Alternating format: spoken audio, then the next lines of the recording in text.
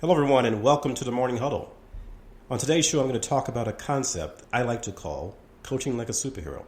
We've all done this at some point in our careers, but with time constraints and limited resources, we know it's not sustainable. So sit back, kick your feet up, and enjoy the show. My name is Devin Roy, and I've been leading and managing teams for more than 30 years. I have expertise in coaching, interrogation, and strategy development. Most companies use a morning huddle to connect with their teams, to disseminate information, and to create alignment. I will share with you proven real-world strategies and techniques that will help you be more successful. So open your minds, listen closely. The Morning Huddle starts now. As is often the case with many comic book storylines, the superhero faces a difficult choice: whom to save.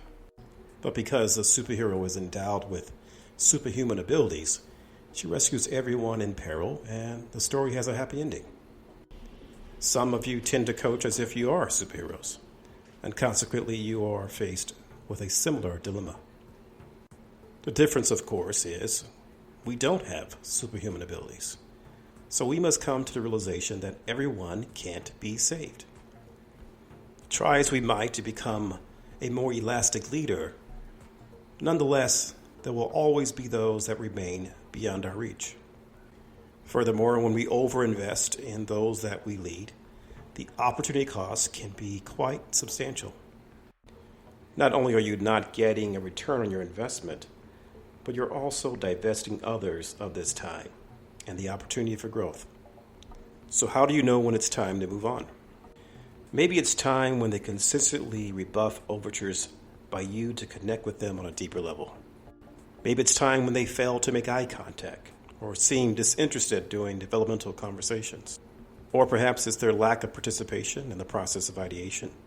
Or because they only offer reasons for why something can't be done. They self-isolate and never promote the ideals of teamwork. You'll notice that I never spoke of their individual results. That's because it's inconsequential. It's quite easy to coach someone out when they're not performing well. But this person is single-handedly destroying the culture within your team, and this is impacting the team's ability to achieve a greater degree of success. So what do? Well, first, you must have a consequential conversation with this individual in which you allow them to self-appraise their aloof and passive-aggressive behavior. Present them only with the facts and allow them to contextualize their conduct and articulate their intent. Lead them to self-discovery by asking questions such as, how do you think this looks? Why do you feel that way? Do you understand why that's my perception? Get them to admit that your organization is not for them. Allow them to muse about their passions and do everything within your power to help them pursue those passions. If you can pull this off, the individual will be much happier in a place where their passions are satisfied, and your team will get more of your time, which should lead to better results. So, dilemma solved. Perhaps you really are a superhero after all.